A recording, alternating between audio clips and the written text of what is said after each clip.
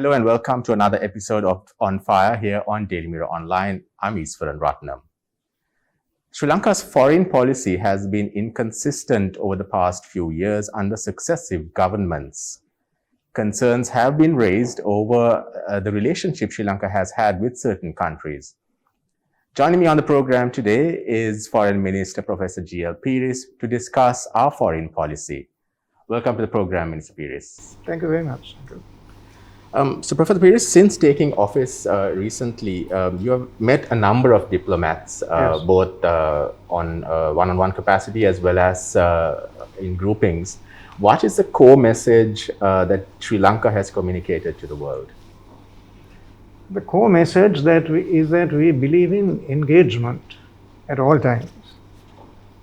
There may be areas of disagreement from time to time, that is natural in bilateral relations, but our effort should always be to ascertain the areas of consensus and agreement.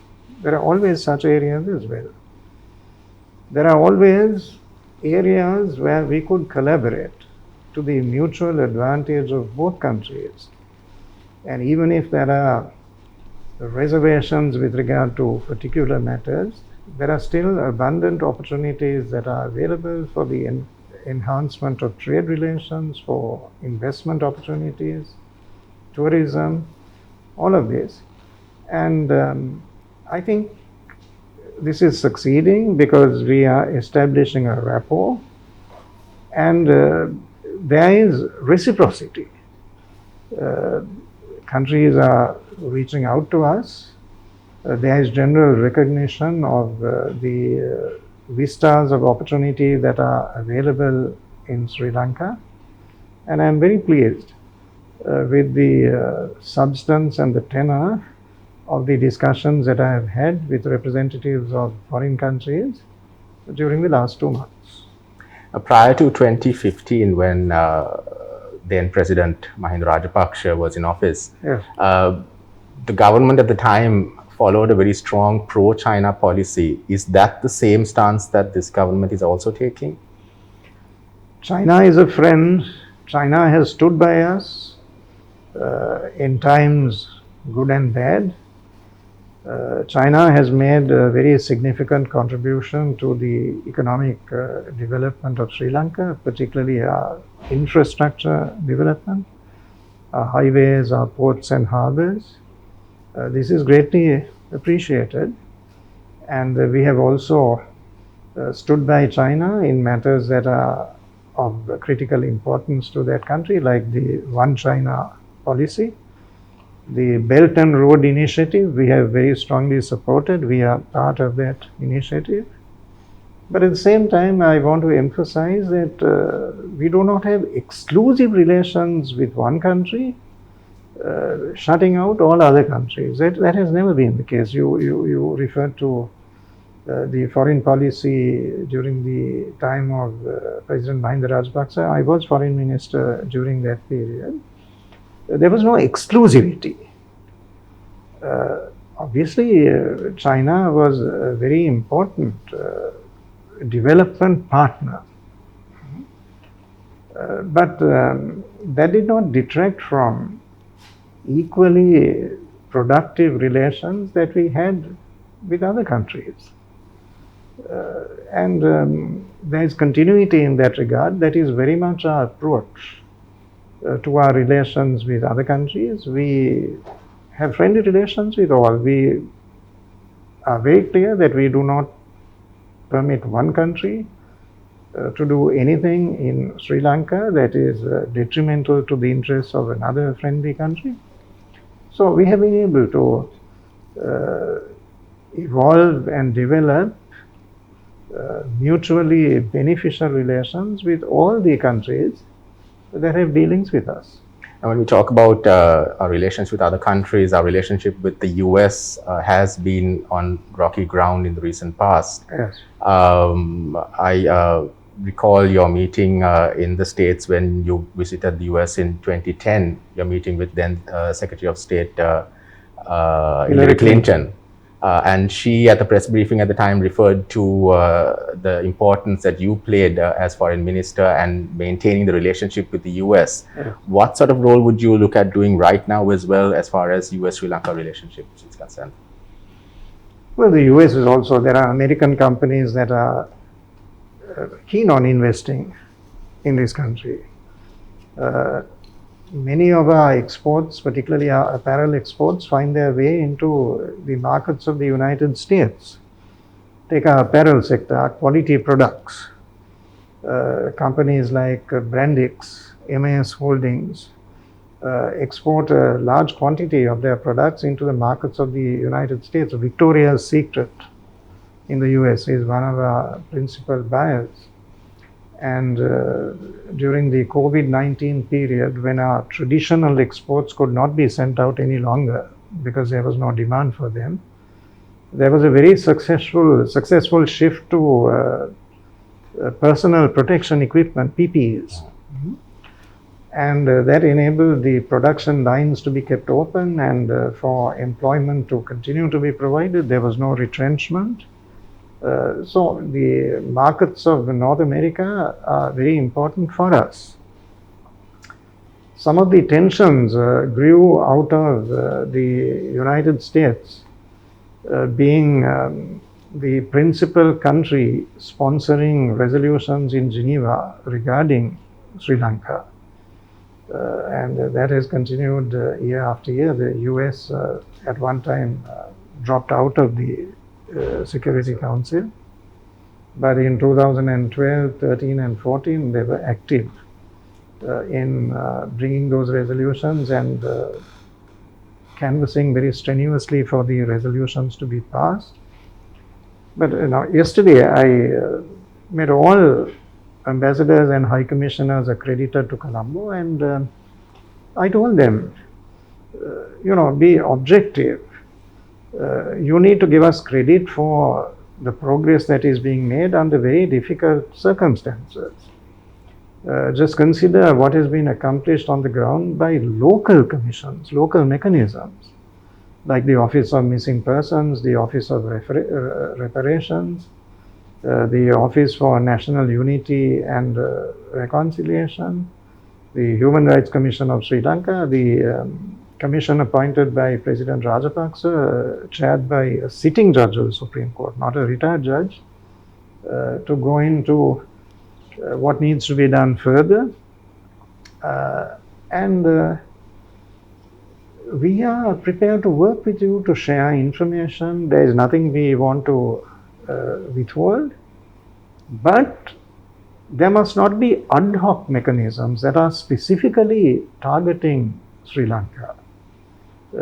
We find particularly unacceptable the statement by the Human Rights Commissioner in Geneva to the effect that she has collected 120,000 items of evidence against Sri Lanka. That kind of approach is fundamentally unacceptable because the question arises, where is this evidence coming from? Is it consistent with the basic rules of fairness and due process? We must know who is giving evidence against us. They cannot hide in the shadows and give evidence which is entirely untested. There is no scrutiny available, and the number does not matter. The inherent weakness is not in any way compensated by sheer quantity or volume. 120,000 or 1,120,000, there are principles of law which are used to determine the quality of evidence. Is it dependable? Is it reliable? Is it truthful? So that is what we object to, and we are telling the United States and other countries, let us make a fresh start. Solutions cannot be imposed on countries. There is no size that fits everybody. Obviously, at the end of a 30-year conflict, there are going to be serious residual problems. That has happened everywhere in the world. So the country concerned must take the initiative in finding the solutions, because the solutions have to accord with the culture of the country and the aspirations of the people. They cannot be designed outside and implemented here. That has never worked.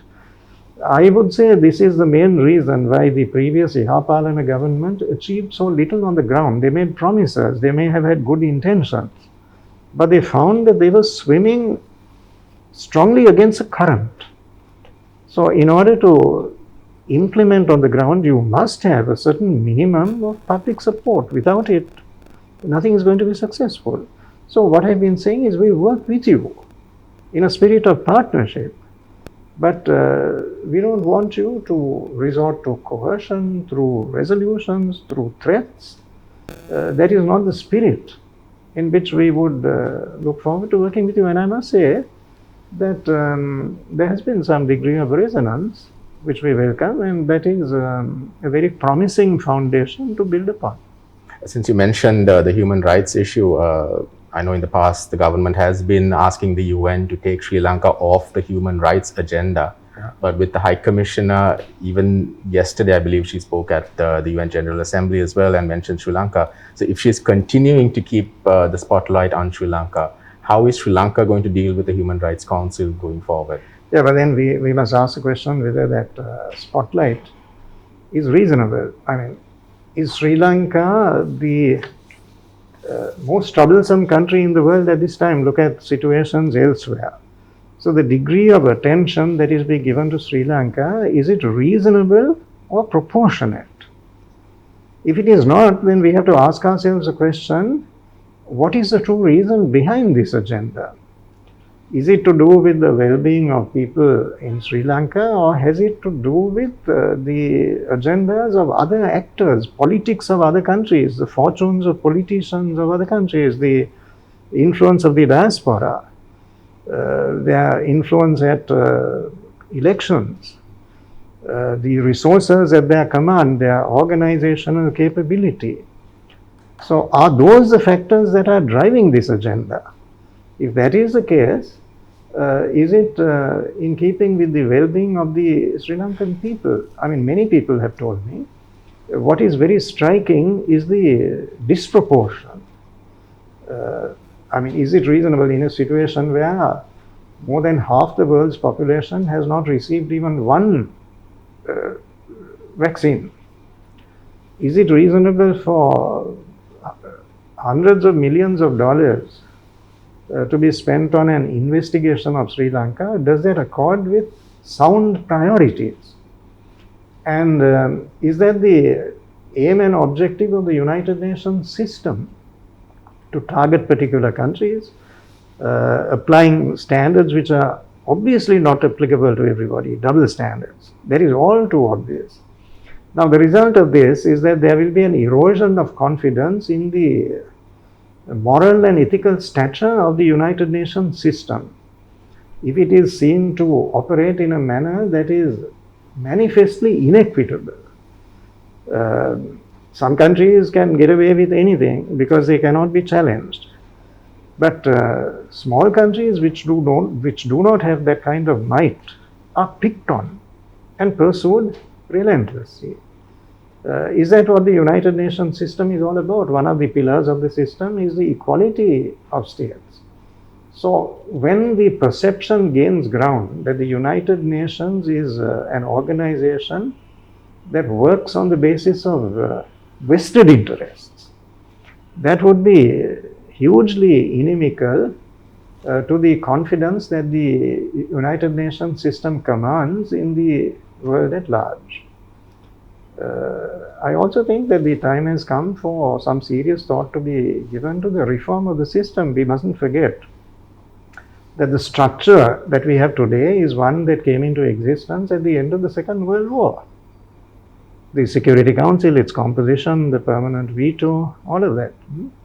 Now the world has moved significantly since then, but those developments have not been sufficiently factored in. And I think there is now a strong current of opinion. I found this very much in New York in my interactions with foreign ministers of other countries and also with regional groupings.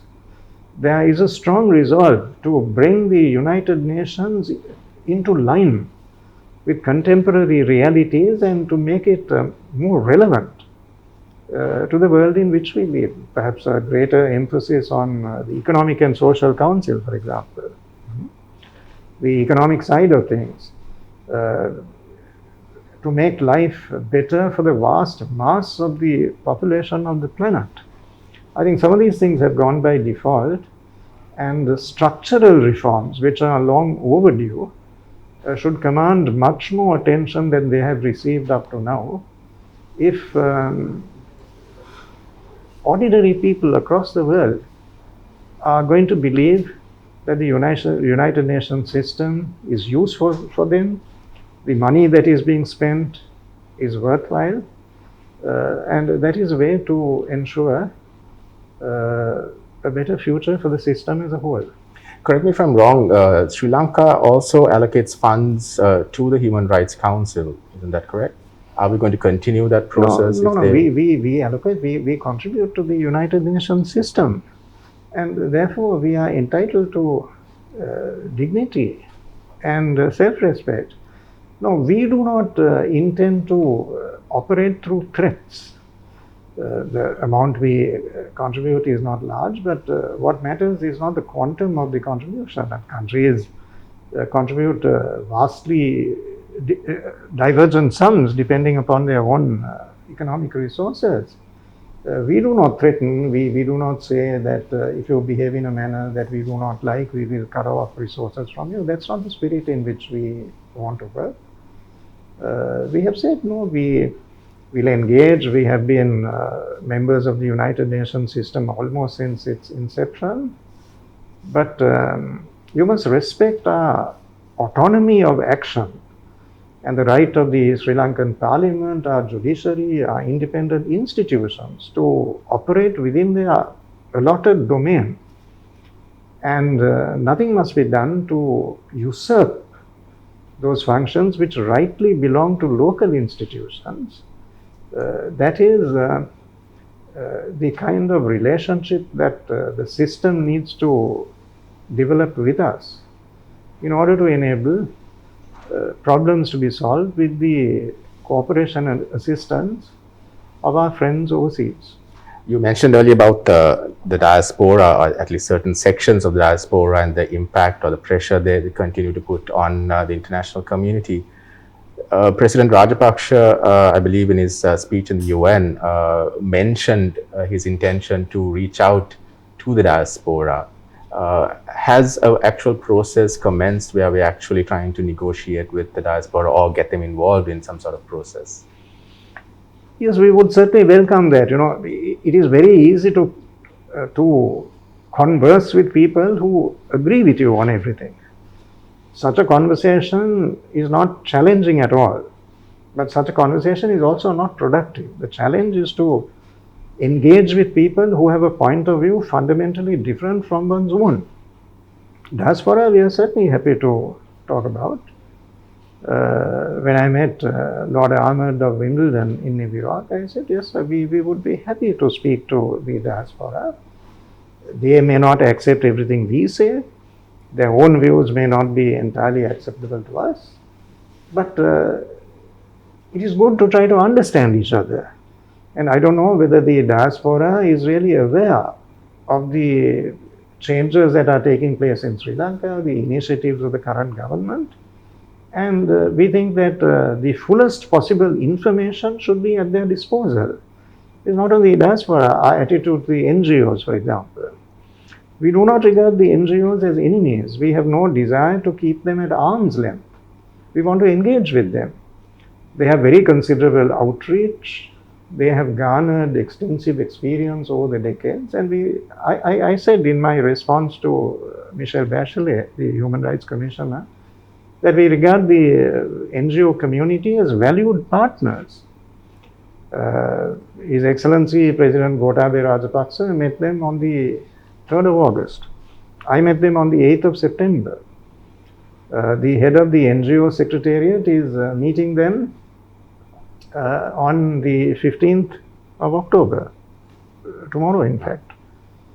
And after that I propose to meet them again, not just to have a pleasant conversation, go home and forget about it, but I think the can play a substantive role in particular areas, for example, the Sustainable Development Goals. That's something that they can help with. And also the Office of National Unity and Reconciliation, I would like them to be involved. The ONUR, as it is called, is now beginning district level initiatives. And the NGOs can certainly make a contribution of value. We like to benefit from their ideas. So that is very much the spirit in which we want to work. We will talk to opposition political parties. President Gotabaya Rajapaksa will meet the Tamil National Alliance on his return from COP26, which he will attend at the invitation of the British Prime Minister. So be it the NGO community or the foreign diaspora or the parliamentary opposition in Sri Lanka, we want to engage with all of them, and that is very much the way forward. Since these diaspora groups, some of them, like for example, the Global Tamil Forum, since they are banned, can we still negotiate with them, or would there be a consideration of even lifting the ban going forward? No, we can't speak to organizations that have been banned by the Sri Lankan government. That is not possible because that would be a violation of our law. But there are other shades of opinion. You see, the diaspora is not by any means a monolith.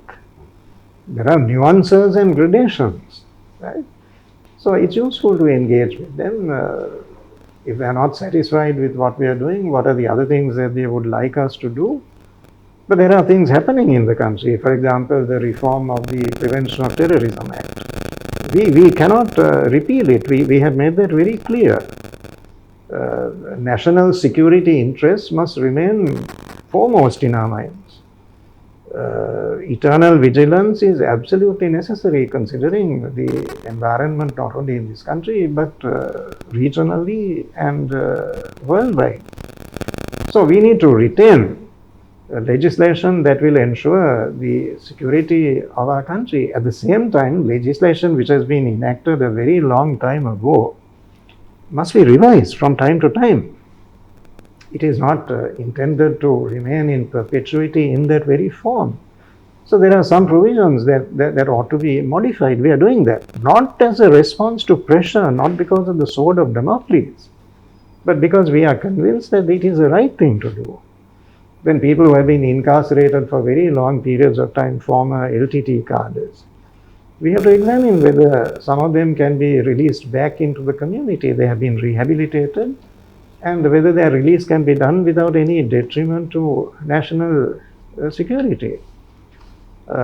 So these are changes that we are making on the ground. So that is healthy. And what other initiatives are required? We have no intention of making decisions arbitrarily and unilaterally. It won't be a top-down approach. It is always good to get feedback. And we are now having extensive discussions with people right across the spectrum. And I think that is enriching the processes of reconciliation that we have embarked upon. So some of these emblematic cases also continue to get highlighted in the international media, and some of these groups like Yasmin Suka, they also continue to put this out in the open. Are those cases also something that this government will be looking into? Yeah, but that has to be done in a dispassionate and objective way. Yasmin Suka was a member of the Daruzman committee. So if you're a member of a committee, you must have some degree of detachment and objectivity. But Yasmin Suka has always been a vigorous and relentless activist against Sri Lanka. She has a point of view. She's a propagandist. So on every occasion, she has been very vituperative against Sri Lanka. Right? And she herself has links with other organizations. And so that is, we do not regard that as a fair assessment of situations. Emblematic cases, yes, but some of them, now take for example the Ijaz Hizbullah matter. Now that is before the courts. I understand that there have been about 3 or 4 court hearings So that is no longer a matter of administrative detention or something that is contrary to the rule of law. It is a case that is being heard by the courts of Sri Lanka. So each of these cases, there has been a great deal of misinformation, and also one has to have a sense of proportion. Look at the broader picture. Are we moving in the right direction? If so, if the changes are desirable, then what we want is involvement of more people, greater cooperation, rather than destructive criticism, which will prevent us from moving forward. I just want to go back to our foreign relations, just ask you about our relationship with India, since that is also getting highlighted, especially in the Indian media, using China, of course. How are we going to deal with India moving forward? You know, the most important thing to remember about our relationship with India is that it is not confined to one issue. It is a relationship that straddles every aspect of human behavior. Right? It is a very intimate relationship, and a relationship that goes back a long, long time. India is one of the 5 largest investors into Sri Lanka. Right now, as we resume tourism and we have 3,500 tourists sometimes coming in per day, the vast majority of those tourists right now are from India. We have very substantial volumes of trade with India. But more than all of that, I would say the most important aspect of the relationship is people-to-people contact. Now, in a few days' time, on the 20th of October, there is a flight to Kushinagar. Kushinagar has been upgraded to the level of an international airport. And the first flight into Kushinagar will be from Sri Lanka. 100 Buddhist monks will be traveling on that flight. Prime Minister Modi has said that he will personally come to Kushinagar to welcome this flight. So these kinds of people-to-people contact are based on a very firm foundation. That is India's most cherished gift to Sri Lanka, the gift of Buddhism.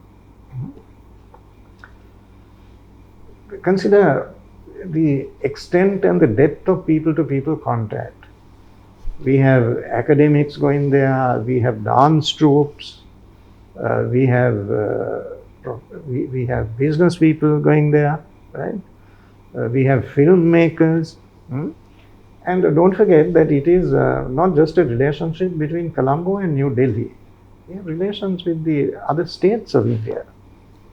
Uttar Pradesh, Bihar, Kerala, Tamil Nadu, all these states are important. So it is a multifaceted relationship. And we are doing a lot in the field of security, training of our military personnel, exchange of information, biodiversity. All of them are even are issues relating to fertilizer. India is helping us very considerably, sending us fertilizer when we have made that request. India helped us with vaccinations. China helped in a very big way with the vaccinations. So all of that shows, I think, the success of our foreign policy, that all our friends respond to our needs when we approach them. It is not that our relations are exclusive to one country, and the fact that we have struck the right balance, I think, is manifested in the degree of support that we receive from all these countries when we grapple with serious difficulties. Finally, I just want to ask you about Afghanistan, since that is something that has grabbed the attention of the international community. The Taliban actually, in an interview with Daily Mirror, made an appeal that Sri Lanka give them recognition. Is Sri Lanka prepared to recognize the Taliban government? No, that is under review. We would like the new the Taliban, we would like the Taliban to form an administration that is as inclusive as possible. The treatment of women is a very important consideration. That girls must have access to education. We are happy that the Taliban has offered a general amnesty to officials of the last administration. But it is also important that they establish their credentials, their bona fides by their actual actions. So we are keeping that situation under constant review, and we will make decisions in due course as appropriate. Right, Minister, we'll leave it at that. Thank you for taking time to join us in the discussion. That's all the time we have for you on this program. Till next time, stay safe.